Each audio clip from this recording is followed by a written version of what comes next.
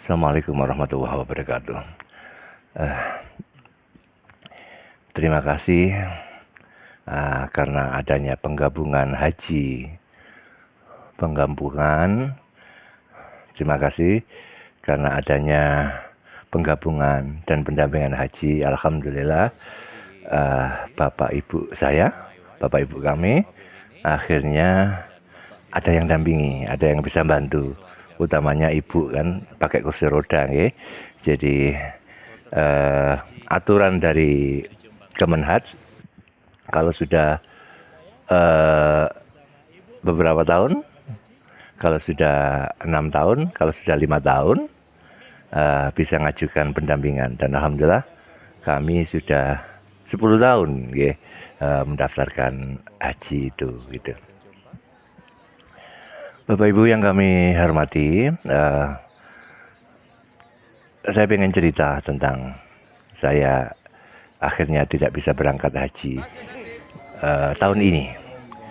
Bapak saya, Bapak Akhwan, dan Ibu Sumiatin serta istri saya, Bu Ima, bisa berangkat haji tahun ini, dan saya tidak bisa berangkat. Itu Anda bisa bayangkan betapa sakit hati saya, betapa saya nelongso gitu, karena ya ini momen sakral di sebuah keluarga.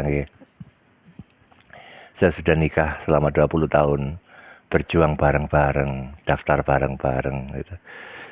Ketika haji ternyata istri saya berangkat, saya nggak bisa berangkat gitu.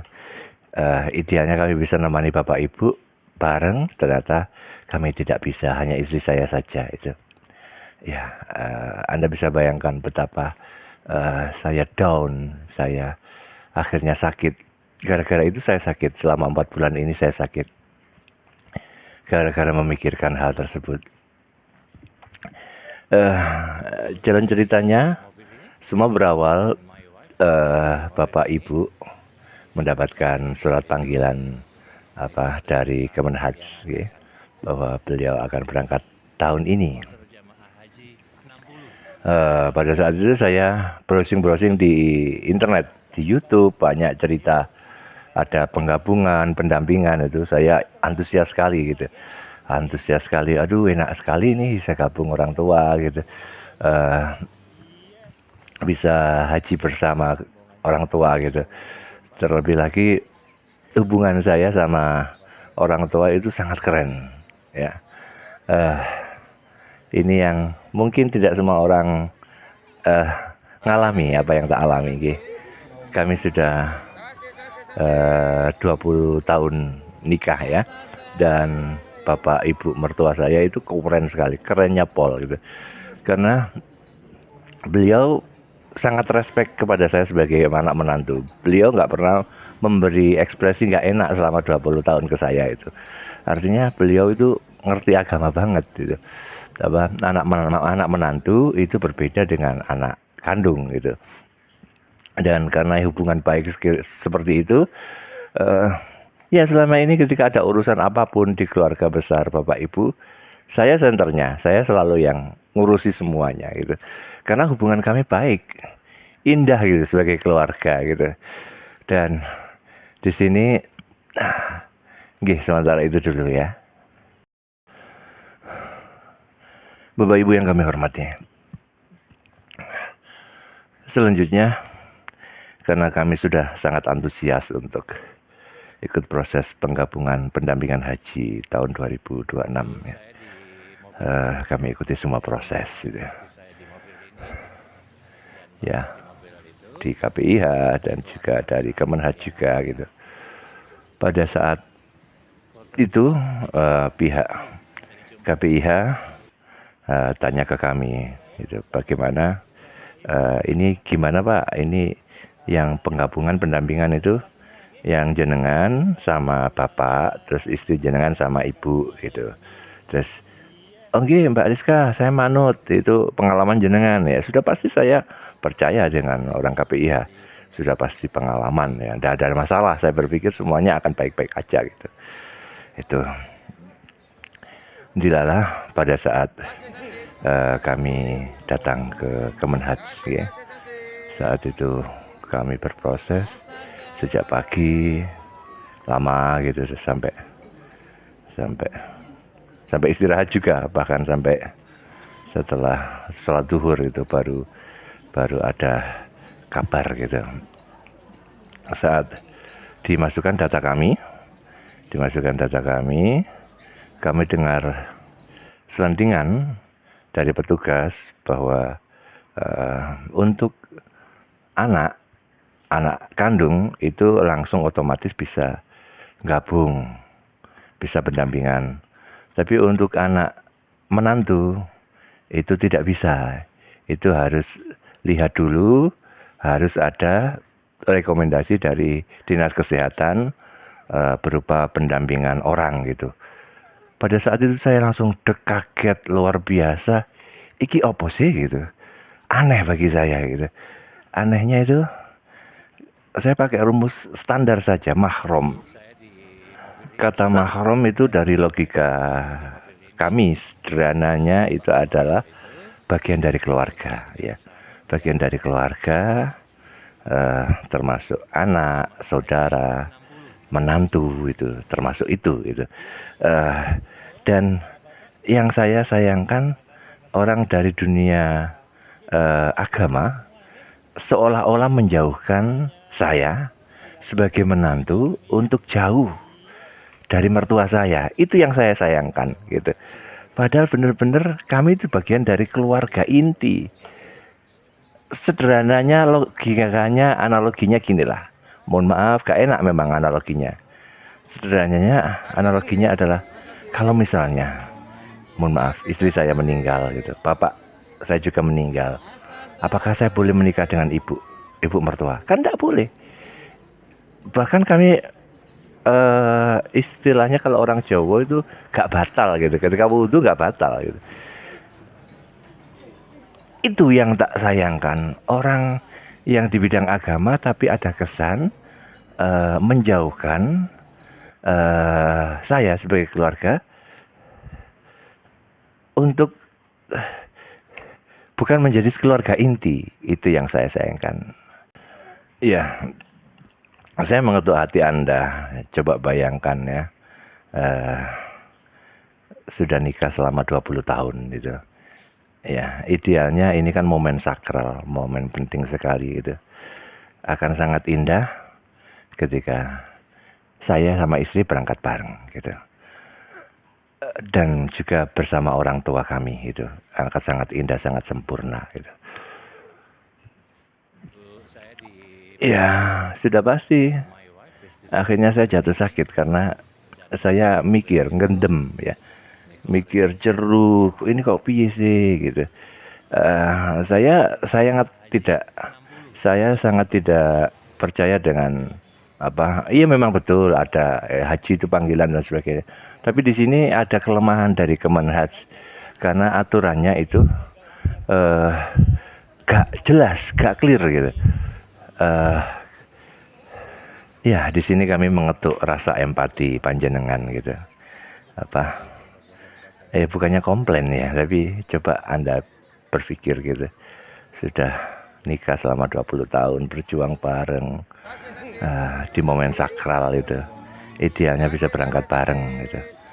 Gara-gara aturan yang ada kesan mempersulit gitu dari Kemenhaj, akhirnya kami nggak bisa berangkat bareng. Iya, problem masalahnya ada di surat edaran. Pada saat itu kami dapat surat edaran kira-kira untuk sekitar 150 orang ya. Dan saya lihat di edaran itu untuk anak menantu ada total 4 orang, yang 2 diterima dan yang 2 ditolak itu. Dan saya konfirmasi gitu, ini kenapa kok bisa seperti ini gitu. Pada endingnya mereka bisa jelaskan bahwa ini pendampingan obat, satunya pendampingan orang gitu.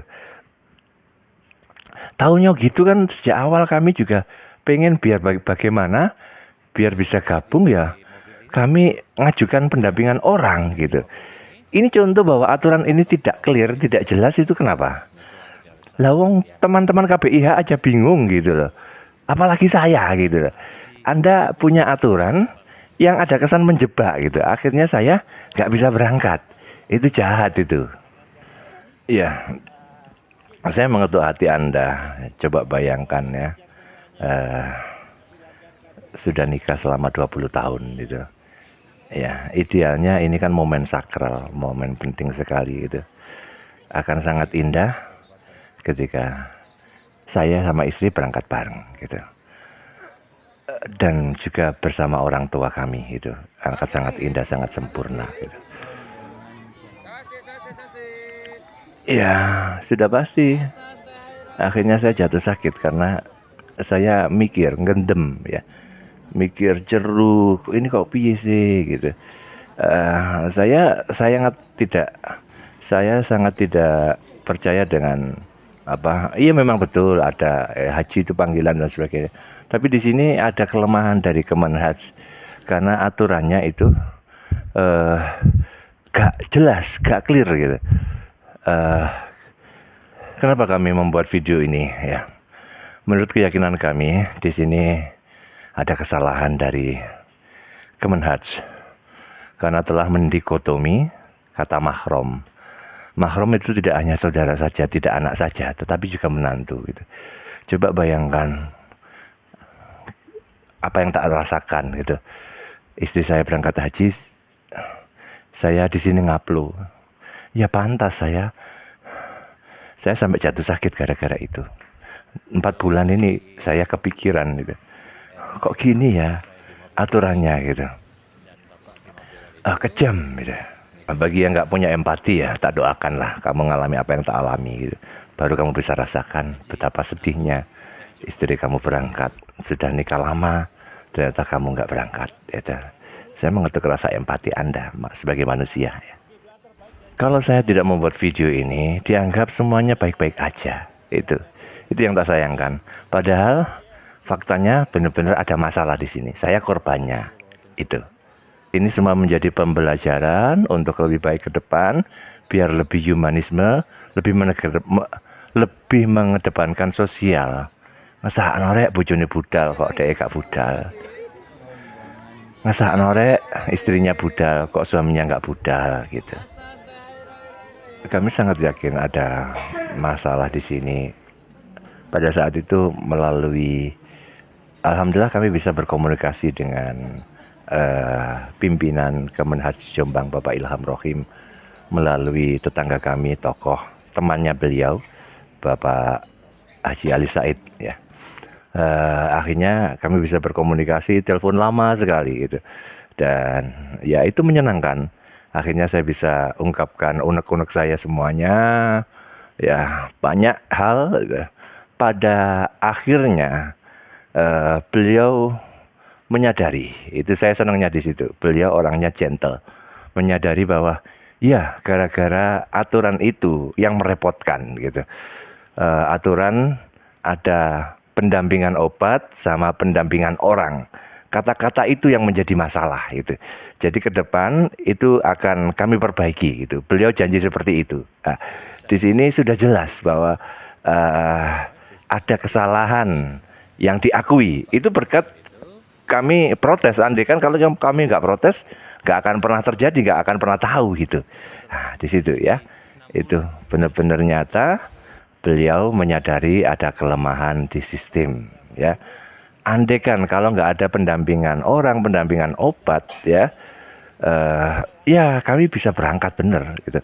Yang saya sayangkan ibu itu kursi roda loh ya. Akan lebih indah kalau yang dorong kursi roda itu saya, bukan istri saya gitu. Itu harapan saya. Pada saat itu saya belum sakit, tapi gara-gara mikir gelendem itu saya sakit akhirnya saya pasrah itu. Ya sudah istri saya berangkat dulu, saya ya insya Allah gitu. Itu. Selanjutnya ada kesalahan dari sistem mereka. Pada saat kami sudah mengajukan pendampingan ya, kami sudah di ACC ya, kami ditelepon sama orang kesehatan dari Kecamatan Perak dan juga Kecamatan Bandar gitu. Akhirnya kami memilih dari Perak gitu, Kecamatan Perak, Jombang ya. Terus pada saat itu saya sudah sangat bahagia bahwa wah kami lolos di tahap selanjutnya, kami harus mengikuti proses kesehatan gitu untuk pendampingan penggabungan haji itu. Dan benar-benar saya sudah mengikuti proses. Saya sudah ke Puskesmas Perak, habis itu ke pelengkap Jombang, klinik pelengkap, dan habis itu ke RSUD Jombang gitu. Ikuti proses gitu. Dan sudah menghabiskan lumayan uang untuk kesehatan ya, untuk kesehatan. Dilala, tiba-tiba selang 10 hari kira-kira ya, ada edaran itu yang saya katakan sebelumnya itu. Edaran sekitar untuk 150 orang, di situ ada keterangan untuk pendampingan penggabungan kami itu ditolak gitu. Ada 2 orang diterima dan ada 2 orang ditolak. Itu yang ditolak, yang bermasalah itu semua menantu itu. Nah, di sini real ada kelemahan dari mereka. Idealnya nek nggak diterima, yuk jadi PHP seperti ini. Saya sudah berproses loh ya. Itu Anda salah, itu Anda tidak proporsional ya. Itu kalau sudah sejak awal kami kalau sudah nggak bisa diterima ya sudah gitu, jangan biarkan kami berproses gitu, ngesakno gitu ya. Itu contoh kelemahan kedua dari program ini ya. Terima kasih. Gara-gara memikirkan hal ini saya benar-benar jatuh sakit selama sejak tahu kami nggak bisa gabung gitu. Akhirnya benar-benar sakit. Sejak tahu kami nggak bisa ikut gabung di pendampingan penggabungan haji, akhirnya kami benar-benar jatuh sakit, masuk rumah sakit, dan akhirnya tubuh nggak bisa kembali 100% gitu. Ya wajar karena stres ya, sesuatu yang penting bagi saya, yang sangat sakral, yang saya impi-impikan, tapi ternyata tidak bisa terwujud itu. Untuk haji bersama istri saya dan juga bapak serta ibu. Dan siapa yang bisa memberi pelayanan terbaik untuk keluarganya yang handicap atau pakai kursi roda itu, ya sudah pasti keluarganya ya. Orang lain atau petugas tidak akan all out setotalitas keluarga.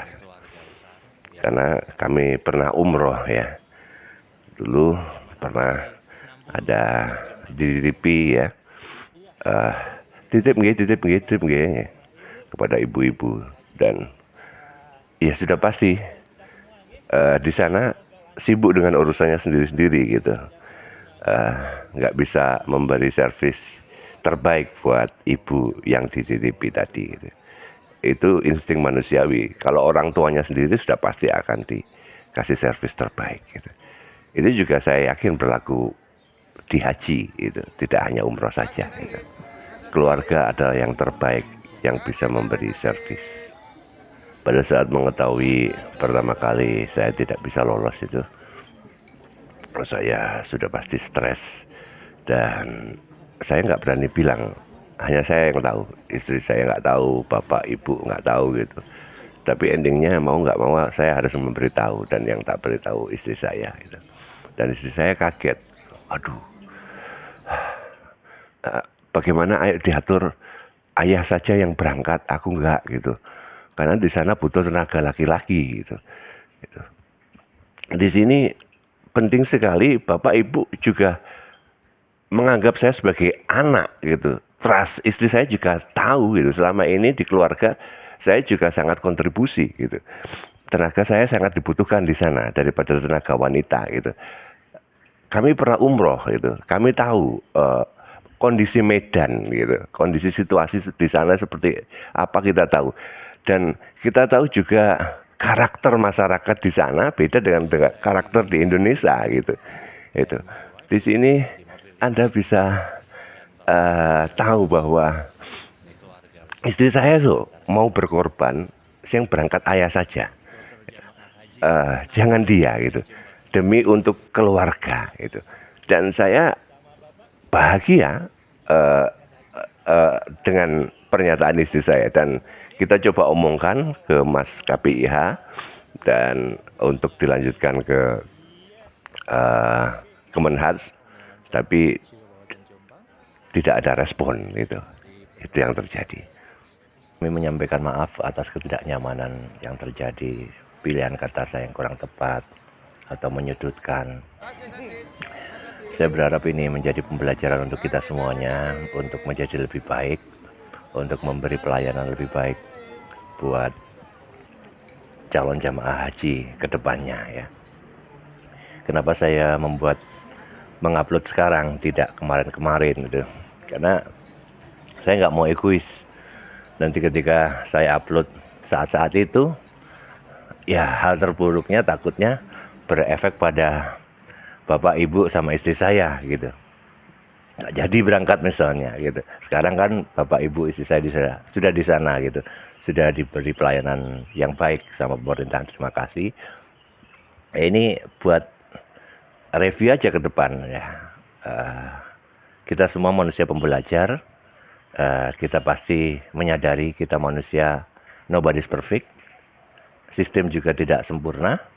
Dan semoga pengalaman saya ini bisa menjadi catatan yang sangat baik untuk membuat Kemenhaj jauh lebih baik lagi, jauh lebih humanisme, tidak ngarai wong sakit seperti saya. Ya, terima kasih, mohon maaf, dan semoga semuanya yang haji tahun ini menjadi haji yang mabrur dan pemerintah sukses menjalankan tugasnya. Amin.